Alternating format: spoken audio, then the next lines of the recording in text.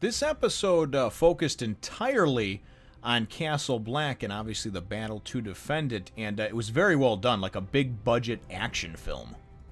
Game of Thrones, Season 4, Episode 9, The Watchers on the Wall. Well, hello, my brothers and sisters and giants and Mance Raider, wildling, free folk, and all my watchers on the wall.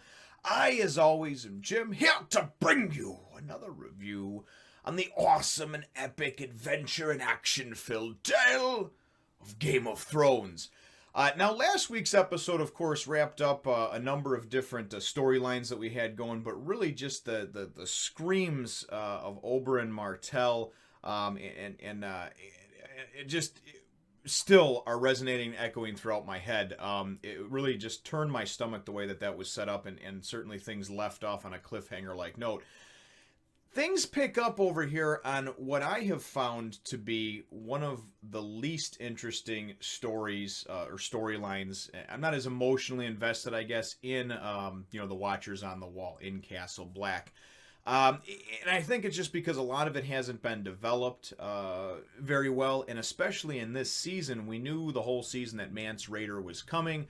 However, there was not one scene with him all season long to kind of just give us a little check-in or to maybe just show a nice scale and size scope shot of his army. So really, this episode, the entire episode, takes place in Castle Black, and to me, that was a big mistake. It looks like next week's season finale is going to be epic, and it's going to, tie up all those loose ends that they left from last week. But I find it to be complete bullshit that they went in a show that normally has so many different threads and so many different things to follow, that they kind of went the way that they did in Season 2, Episode 9 with the Battle of Blackwater, where it just focused on the Watchers on the Wall, right? Just on Castle Black. And of course, the action was great. It was crazy. And the funny part is that when I started watching Game of Thrones, this is what I thought Game of Thrones was going to be this cool, fantasy type medieval, just fucking action fest, right? But then after a few episodes, I saw that that's not what it was. That it was this sort of it was a drama. It was a soap opera, so to speak. But and I don't mean that in a bad way. Set in these medieval type of times in this land that obviously has a lot of nods to various fantasy and lore and things like that. So it's definitely I didn't hate the episode by any means. That's certainly a strong word. But it was not my favorite episode. I think action-wise, I think it was absolutely wonderful the way everything was done. The special effects, it looked like a big-budget motion picture. And that's absolutely what it should look like. It's it's just this huge battle and the epic proportion and scale of it, and really how they were able to go and pull and do some of these great tracking shots and everything was wonderful. It opens up pretty mundane and boring, as it most of the time is when they have a scene at Castle Black. It's very bleak there. Everything and all the color is obviously just kind of washed out. They're far up in the north over there. And I mean, whether they're in the castle or they're up on the wall, it's always just it just feels like this cold, desolate place that you don't want to be at, So it starts out though, and opens up with a shot of Jon and of course Samwell Tarly up on the up on the top of the wall. We know that from last episode, or maybe it was the episode before, when he suggested caving in and flooding the tunnel and all that. Alistair Thorne wound up placing him and Samwell up on there, and they're going to be on watch duty, for a fortnight or whatever until Mance Raider actually gets there. So, and it's funny because I found out a few weeks back that a fortnight is actually like 14 days. It's like 2 weeks. But the term is overused in here so much. Everything, like when Cersei was trying to set up the marriage between Tommen and Marjorie, don't get married, and well, what about when you're going to get married? He said, I'll get married in a fortnight. It's like everything's a fortnight. So apparently that's how they measure time in here. Nothing is tomorrow. Nothing is next week. Everything is a fortnight. It's 2 weeks away. So. But it opens up, and really the battlements and stuff that they have up on top look very cool. The thing that I don't really get is that I'm no weapons expert over here, but I know that with bow and arrows, this wall is supposed to be hundreds of feet high. I think like 700 feet high, and honestly, 700 feet up. I mean, I don't know if anybody's been up in a tall skyscraper before. you can hardly even see people on the ground when you're 50, 60 stories up. And this would be every bit of 60 to 65 stories straight up in the air. You know, and as the battle starts to progress, the only kind of problem that I had with things is that they're firing these arrows out over it, and they lose their strength. They know arrows don't get stronger as they fly farther, you know. No matter how hard you pull that thing, there's a distance to it that then it starts to drop off, and it does start to definitely lose some of its strength and whatnot, and obviously the trajectory changes as well. But as things open up over here, we wind up seeing a couple of different shots from different things, from different perspectives. And one of the neat things that I thought was very cool is that Samwell winds up going down. You know, John tells him to go get some sleep. He'll take, you know, he's got this night's watch. You know, go get some sleep. So Samwell goes and takes the long elevator down, and winds up being who shows up at the gate, but Gilly with her small child in tow. Now, poor Gilly has been through the ringer because in addition to just getting like raped and beaten repeatedly at Craster's Keep and all that stuff, and then of course, you know, everything that proceeded after that, being one of the only people alive to ever see a White Walker that tried to take her baby, she's been through the ringer, right? And whether it's a side story or it's filler, you know, for the book readers that are so pure on everything, it doesn't matter. She's been through a lot, right? And she's one of those characters that it's almost frustrating to see the things that she's gone through because it's all been negative, you know. Sam tries to go and save her by taking her to Molestown and putting her in a whorehouse, and you know, to watch the other whores' kids and stuff. And that winds up getting attacked, of course, by the then steer and you know, and obviously all the wildlings, the free folk, whatever you want to call them. And that was in last episode. So she winds up making it to Castle Black, which is about to get attacked by them again. So this poor girl cannot catch a break. Anyway, Samwell, this was a good episode for him because I was talking to my wife and son before the episode started, and my wife thought that Sam was going to wind up dying, you know. And for me, I didn't care at that point because Sam's one of those characters that he's like a lovable loser. He's tragic in the sense that you do feel for him a lot, but there's other times that it's just like too much. It's like, come on, dude. You can't even walk straight. You know, it's really getting old, you know. There was many times that it seemed like, you know, children, women, animals had more backbone than Sam had. And it was almost too much, again, with the tragic, you know, in the last episode, just whining over and over again about, oh, he condemned Gilly to die by taking her there. Dude, man up and grab your sack and get ready for the attack that's coming, okay? I understand that you feel for her and everything else and that you felt like you put her in that position. Well, you know what? Then get off your big ass and go take and sneak out in the middle of the night and go see if you can find her and see, you know, see what's going on. But you don't got the balls to do that, but you can complain and whine during the battle plans, right? This, though, was an episode for the ages as far as Sam. Sam starts questioning John about sex, which I thought was funny and awkward at the same time. Because obviously, you know, John and you agreed got down and dirty in the cave, you know. So he's asking him all these questions about it. What does it feel like? What is it this? And I'm just thinking, oh my goodness, you know. Like if John's got to give him the line about the birds and the bees.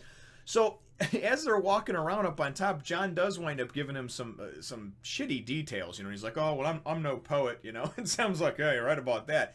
John couldn't even explain really anything. He was just like all thumbs over it, man. I often wonder about that boy. But anyway, it was a good moment, and it was the beginning of Sam and his I think his real breakout character development as far as this episode goes, because by the end of the episode I did care if he died or not, and I do like the character much more. But anyway, he winds up bringing Gilly in, and he takes her down and locks her up in the storage facility, the storage room downstairs, I guess somewhere in Castle Black there. And but that's prior to him saying that I'll never leave you again, right? So like 2 minutes later, he puts her in the storage room. He's like, you'll be safe here. I'm going to go and I got to go do my thing now, you know, because the wall is being attacked, or it's going to be attacked. And she's like, but you just told me you weren't going to leave me. And for her, it's blinders, man. It's like, you're not going to do any good out there. The free folk, as she calls them, there's too many of them. And they're brutal, and they're just going to kill you. You're not going to survive.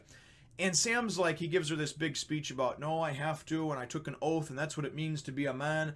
And all that stuff I didn't really care too much about, because honestly, when the shit's hitting the fan like that, and he was just pining over losing her before, it seems a little bit inconsequential. But anyway, he does wind up getting his first kiss from her, which is very nice. And then if you go and you backtrack a little bit, there was a really nice, prior to her getting there, he went in the library, and he was I guess, caught, you would say, by Maester Aemon. And Aemon's the Targaryen. He once had a claim to the throne. He's blind and everything now. He's the maester, obviously, of Castle Black. And they actually had a pretty cool conversation where he talked to him about, basically about love and being in love, and how he could just tell from his voice that he loved this woman, And then Sam also, when he's talking to Jon on the wall, and I hate to backtrack with things here, but this is the first portion of the episode. When he's on the wall with Jon, he goes and says that, he basically picked apart the vows, right, that they take.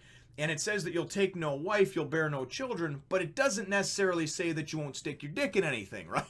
It doesn't say that you won't have, it doesn't say expressly that you will, specifically that you will not have sex. So in Sam's mind, it's just kind of like, well, if I get the opportunity, I can. I'm not technically breaking my vows. He's justifying what he thinks and what he wants to do. And that leads into the conversation with Maester Aemon. Maester Aemon talks about obviously being a Targaryen, being in King's Landing when he was younger, and a lot of women pining for his affections. Just mainly for the, hey, I want to be married to a Targaryen, right? The blood of the dragon and all that. And it's actually a pretty cool scene between the two, because he's able to go and pick out and break down, love, and obviously how Sam does love Gilly, and Sam doesn't even know it or admit to it, at least at that point. But he explains, like I said, that he could hear it in his voice, and that's the truth. A lot of times when you have an affection for somebody, you can just tell by the way the person acts, by the way the person talks, the tonality of their voice. Just their cadence and demeanor, and just how they walk and move. You can truly tell, But I thought that it was pretty cool, and that it was pretty neat to kind of see this little conversation between the two. And really, for Sam, again, this is his kind of growth period, or at least that's what I looked at it like in this episode, was that it was his particular growth period. So, so again, the conversation between the two I thought was very touching, and it was very well done. He goes and locks Gilly up in there, and then that's really when things start to pick up, is shortly after that. As soon as that's done, as soon as she's kind of put away, so to speak, and he gives her the kiss and everything like that, I thought it was kind of like the epic first part of the first act, I guess you would say, of this episode, probably the first 15 or maybe 20 minutes. So we also, we get a little bit of a check-in next with the wildlings, or the free folk, whatever you want to call them, the raiding party of basically Ygritte and whoever else had survived, and then they wound up meeting up with the Thens. What was the other guy's name? Tormund, the red-haired guy with the big beard and everything. Tormund Giantsbane, I think his name is. And then, of course, Styr, the weird, scarred, bald cannibal guy that nobody likes. I don't think, anyway. You end up getting a check-in with them, as they have, they now have another warg that is going and actually looking atop the wall and looking for this huge fire that, of course, Mance Rayder, claimed that he was going to light. Biggest fire the North has ever seen, And as it's done with some of these different cool tracking shots where it goes and it pulls out, and then it goes and it tracks along the wall, very cool stuff. The set that was done for this, or the sets, absolutely magnificent. I mean, it was very seamless, and you couldn't really tell when it was something that was maybe CG and put in there, and when it was an actual shot of a set that had been built and painstakingly detailed. So very, very good stuff. And you wind up seeing during the course of this episode a number of different, just very, very cool defenses. And you see that even with 102, on the wall over here, I guess, and defending Castle Black, they're still very formidable against a number of, a great number, I guess you'd say, or a greater number. So as they wind up attacking, though, from the back and everybody gets ready, I really didn't like, and I tell you the truth, Ygritte, for me, she was a character that I liked in the last season, up until about the end of it, when she was, hell hath no fury like a woman scorned, when she found out that, Jon Snow actually was, still a crow and all this other stuff, and then she shot him conveniently 3 times, but not in his vital organs, because she really doesn't want to kill him. She really does love him. But the thing that kills me is that I don't understand about this whole thing, is that this wall was built thousands of years ago, before anybody and anybody's ancestors they can remember back was born, right? And the wildlings are in the north anyway, so why do they give a shit that there's a wall there that they can't get past? It's one of those things where if somebody locks a door and tells you shouldn't go in there, you want to go in there just because you're curious. They believe they have some kind of claim to the rest of the land and everybody else, and they basically just want to go through the locked door that they're not supposed to go through. Ygritte has no, as far as I know, has no allegiance to the free folk or to their cause other than that. So when her and Jon Snow got busy in the cave and she realized she had feelings for this man, regardless of what his allegiances are or where he comes from, she should have just stuck with him, in my opinion. Now you can say, you can argue the same thing for the other way and saying, well, if Jon cared enough about her, he could. But you know what? Jon wasn't planning on with 100,000 people going and attacking and slaughtering and mercilessly rolling across a land and killing everybody in his path and cutting a path of death and destruction. So, Jon was looking to defend from that. So, I guess if there's a good and bad or a right and wrong, you would feel like Jon Snow was more on the loyal, the right side, And again, that can be argued. You can really argue any of those positions in Game of Thrones. And that's one of the things that makes the show great, is that there's really very few characters that are truly black and white, good or evil. There's many characters that have evil tendencies, but are good at heart, or vice versa. Or they do a lot of things that seem despicable, but there really is a backstory and reason for what made them like that. They weren't always like that, And that's one of the things I really enjoy about the actual show itself.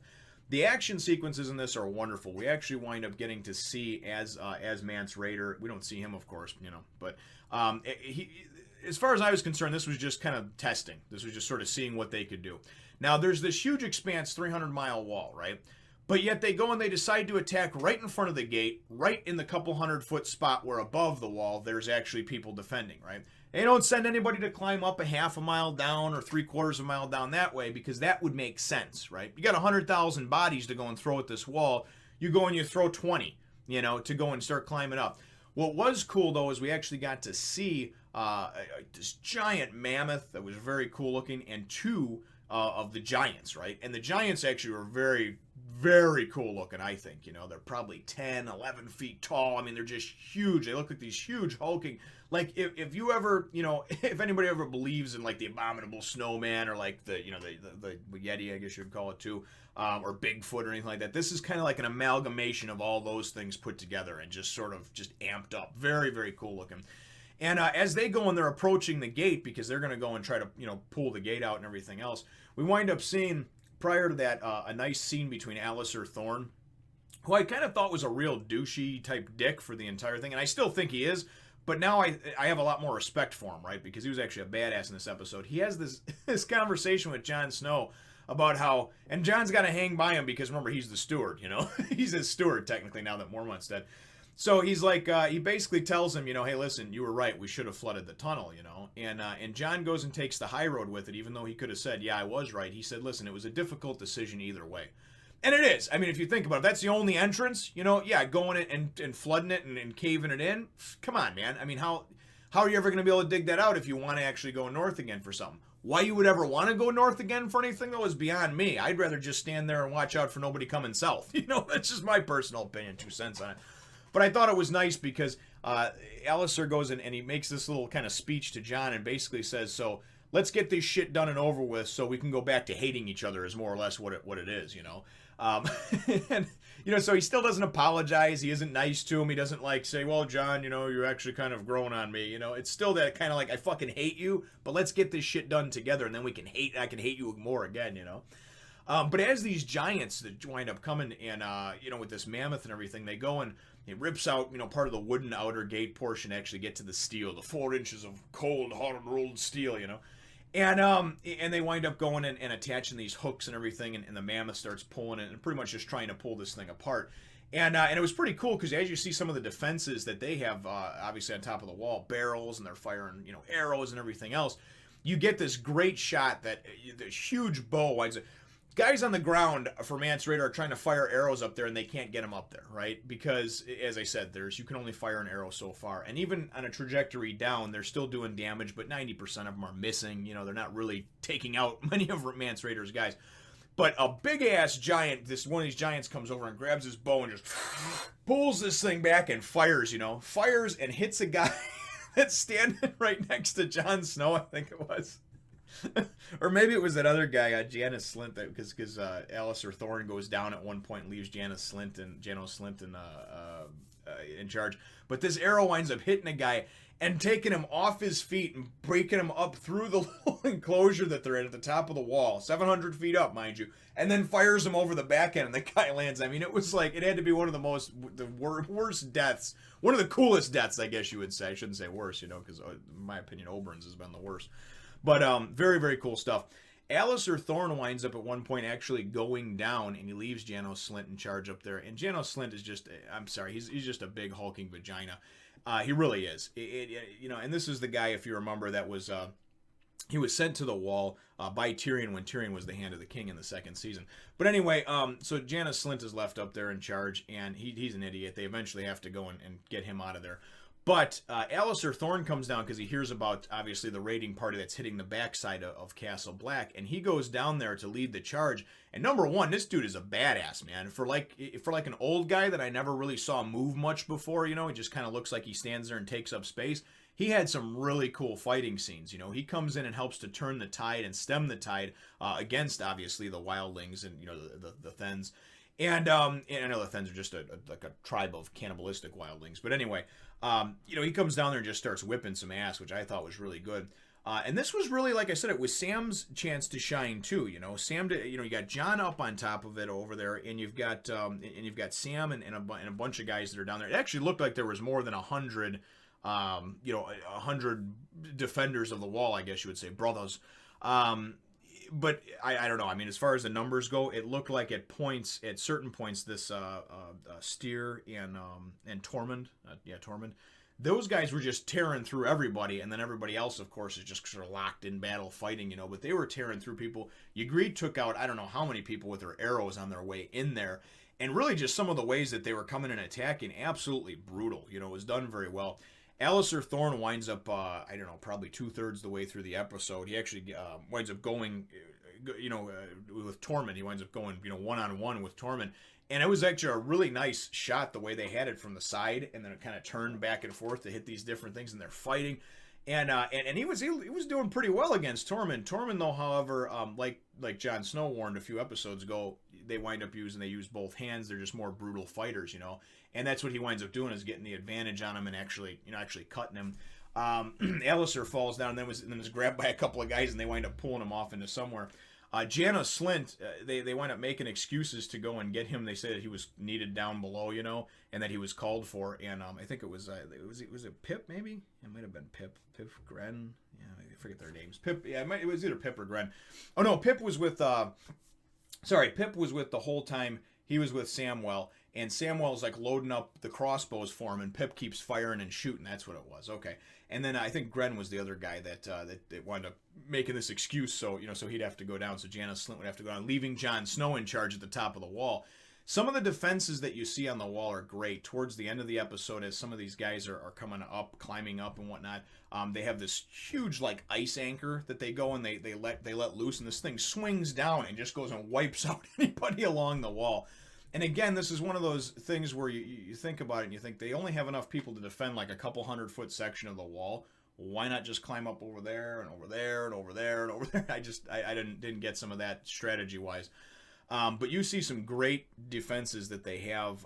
They actually do this cool looking thing, and this reminds me of the video game Dead Space 3, where you get attached to it's like almost like rappelling, but you're rappelling straight down. And they got a couple of guys that are rappelling straight down to take out people climbing up the wall.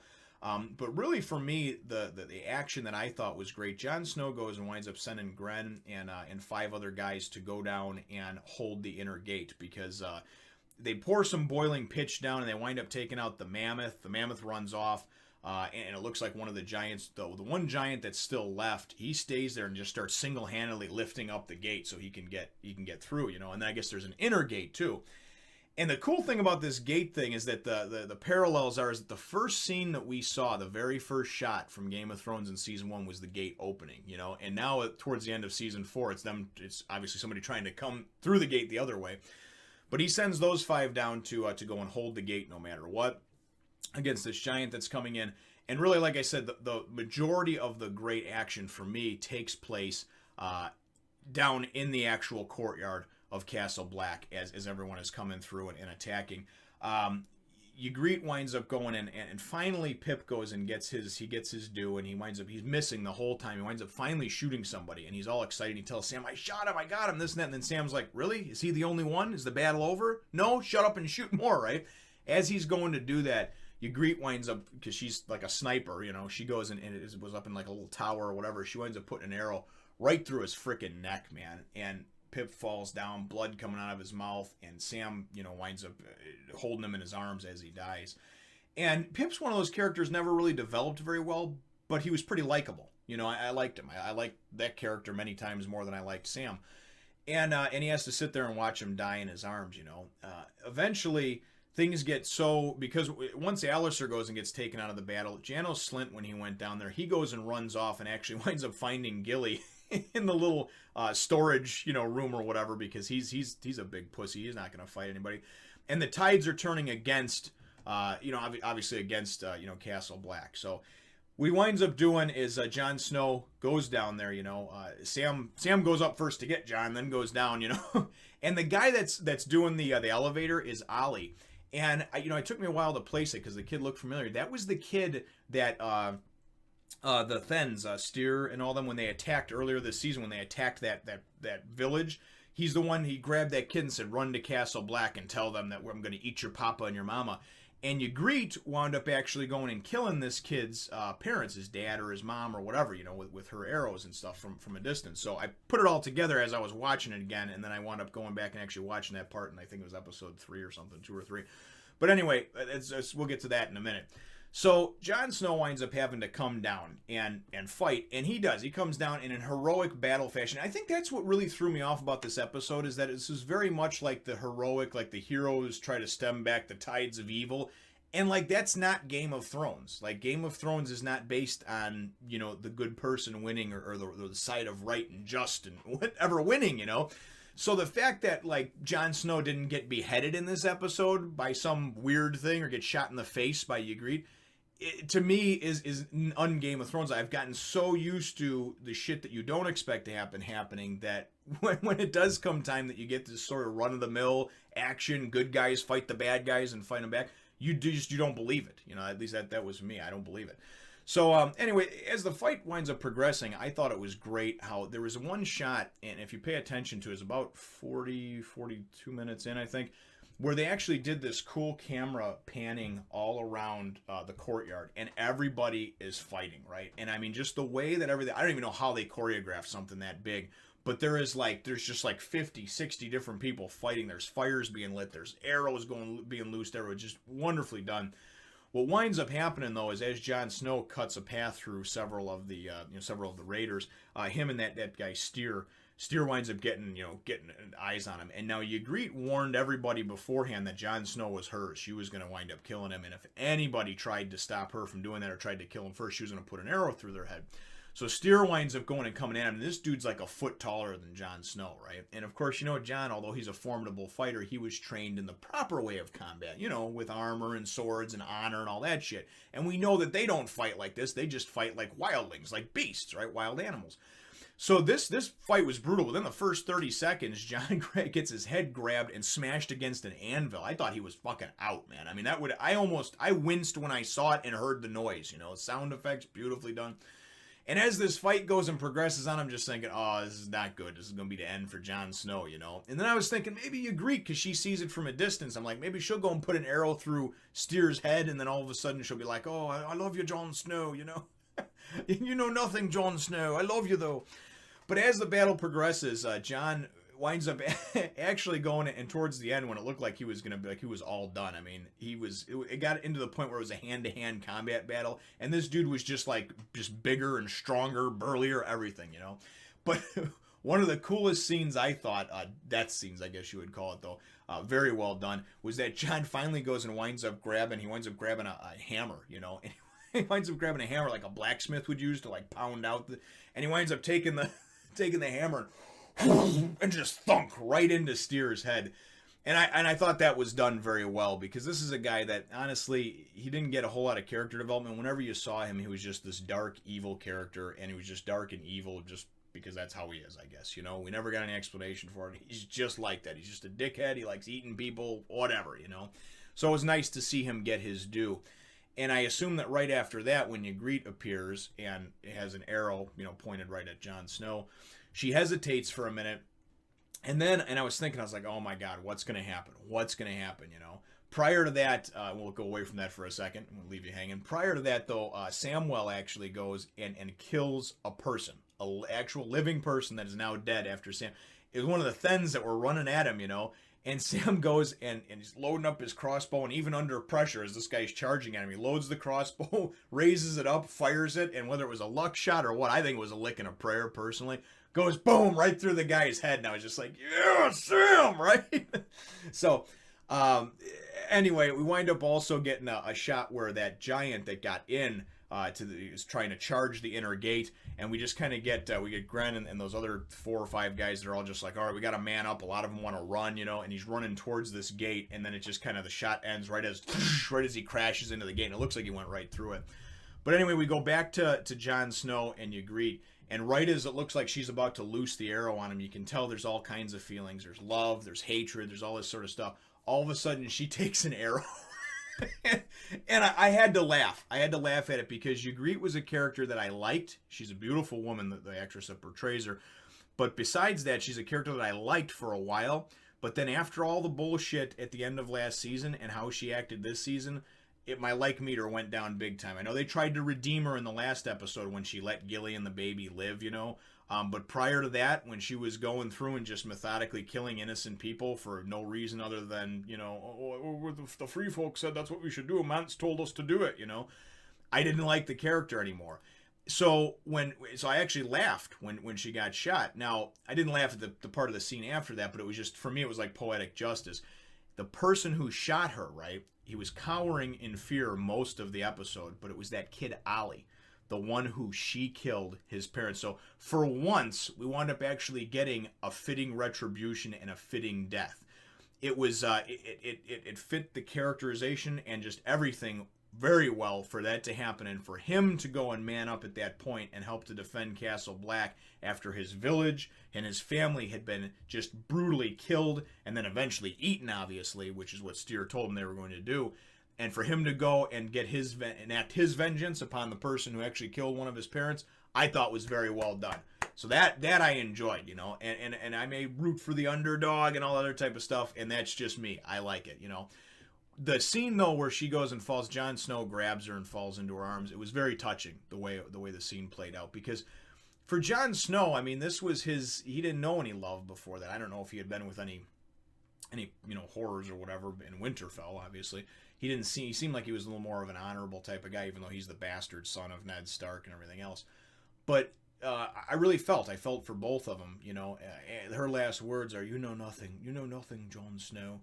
And it was before that she wound up saying, we should have stayed in that cave. And basically what she's explained is that was the pivotal moment. That was the moment in her life, the moment in their relationship, that she realized that she cared for something other than just having this hatred towards anybody that was not a free folk or a wildling. And it was also the time where Jon Snow, even though he was kind of playing double agent and pretending to it was something other than getting his pee-pee wet, okay? It was, whether it was love or not, he doesn't actually say that to her, but you can tell that there was an amount of caring, compassion, and just passion between the two. And that's ultimately why it was difficult for him to go and to leave, and that's why even though she shot him, that's why it was difficult for her to go and just put one through his head, or through his heart. So it was a very touching scene. It was done very well, and ultimately that was one of the climactic parts, I guess you would say, of the episode that that kind of ended it off for me. Afterwards, everything else is just kind of getting mopped up. We wind up getting Tormund. He's taken several arrows, and he took out several guys, to be fair with him, right? And then as he goes and tries to say something to Jon Snow, he won't stop fighting, Jon Snow just goes and picks up, this is of course after he's, pined over the death of Ygritte a little bit, but he goes and picks up a crossbow, puts another arrow into him, and then just basically goes and walks right up to him and has everybody restrain him so they can question him later on, maybe get some insight into what Mance's plans are. Things that I did not like about the episode, though, was the fact that we didn't see Mance Rayder. We didn't see him all season. We didn't even see him in this first battle. And I don't need to see him at the front lines, okay? But a shot of Mance Rayder would have been nice, and I think would have really helped to legitimize the fact that there was this huge army of wildlings. The fire that he set, yeah, this thing was the size of a lake, man. I mean, it was huge. And the way everything was done, whether it was CG or a lot of stand-ins or a combination of both, it was done very well. You felt that it was an epic scale. But even Jon Snow says, when Sam's like, this is great, this is a win for us, Jon's like, you know what, they'll be back tonight. They're just testing us. They're testing our defenses to see what we can handle and what we can't, how many of us there are. you know, and they still outnumber us 1,000 to 1, because even if and eventually they're going to get to the point where they're going to run out of boiling pitch and arrows and whatever, you know. So I think that's the whole idea, is that you can just keep throwing numbers against them. And I mean, they already got through to the inner gate. We wind up seeing too towards the end of the episode, John goes and talks about how he's going to go out and he's going to meet Mance and try to go and kill him, you know. I don't know if Mance knows that he's a traitor and that he's turned back on him, he was a double agent, or what he's going to do, how he's going to even get close to him to kill him, but that's John's plan. Sam, who's pretty smart, doesn't have anything better. But we wind up getting this scene that I thought was pretty good. They didn't actually show what happened when that giant crashed through the gate, but we wound up seeing that Gren and his guys actually held the gate. They're all dead. And Gren's actually like underneath the giant had half fell on him, but they actually were able to slay this giant and take him down and hold the gate. They did their job, and it was another loss because, you know, it was a good character, it was a likable character. I think for me the main thing is, though, I'm not as attached to a lot of the different characters and the story that's going on at Castle Black, and although I know it's important to the overarching plot in Game of Thrones, to me it's not as interesting as what's going on in King's Landing or across the Narrow Sea in Essos and just some of the other areas that we've seen in Game of Thrones. It's one of those that it didn't have a whole lot of development, and it didn't have a whole lot of characters that were just like super likable. I shouldn't even say likable, but there wasn't a lot of that soap opera like plot lines dangling over there. There was a couple things going on. It's also worth noting too that Samwell towards the end of that battle goes and unleashes Jon's wolf, which I thought was pretty cool. You know, we wind up seeing the wolf get Tara thrown out of one of the one of the raiding party of the wildlings. So all in all, a very good episode. Was the battle more epic and bigger and better in a lot of ways than Blackwater in Season 2, Episode 9? Absolutely, it was. They have a bigger budget now. Game of Thrones is breaking all kinds of records. I guess yesterday's episode and last week's, I think, broke the viewership record that HBO had that The Sopranos had held for more than a decade, which was a great show. So Game of Thrones is only getting bigger and better and catching more steam, even with all the crazy character deaths and just never knowing where anything's coming. That's part of the charm and magic of the show. But really, I'm looking forward to next week's episode, the season finale. I'm sad that it's going to be over already, but at the same time, I want to see some of those plot lines get tied up, because I felt like this episode could have been split up amongst the last 2 episodes, and then you could have taken us occasionally away from the battle to show us some other things. I feel that it was a mistake to hang. Now, of course, hey, that's fine. I'm just some idiot talking on YouTube over here. But I feel that it was a mistake for the producers to go and to do that, and to take us away from everything else completely and not give us any type of check-in with what's going on. I believe that it dehumanizes a little bit what happened with Oberyn, because Oberyn, for me, yeah, was a great character, and he was introduced this year, and I did get attached to him very quickly. But Oberyn's death, really, to me, it signified the loss of hope and light, that there might be, because Oberyn had a very pure and just reason, with obviously the vengeance for what happened, the revenge for what happened to his sister and to his niece and nephew. So for what happened with that to just leave you hanging for 2 weeks, I think is a slap in the face to the viewers, and then to go and say, here, watch this hour-long action movie, and that's really what it was. But, again, I mean, it wasn't that I didn't like it, I just felt like it could have been done a little bit differently. So, very, very good episode. I did enjoy it. I enjoyed especially, like I said, a lot of just the crazy, crazy action that we had going on there. We found out that Alistair Thorne is actually a badass, and even though he's a dick that can actually fight, and he's not afraid to jump in there and be the first one to go in and attack. So, again, all in all, very good. My episode question for you, though, brothers and sisters, is what were your thoughts overall on the episode, and, of course, the episode being solely focused on Castle Black? Do you think that it was good that they did that, or would you have preferred having maybe half of the episode devoted to the battle at Castle Black there, and then maybe the other half devoted to some of the other things that we're inevitably going to see next week in the season finale? Leave your answer to that question in the comments down below. Feel free to hit the thumbs up, the like button if you should think that I deserve it, and subscribe if you haven't done so already.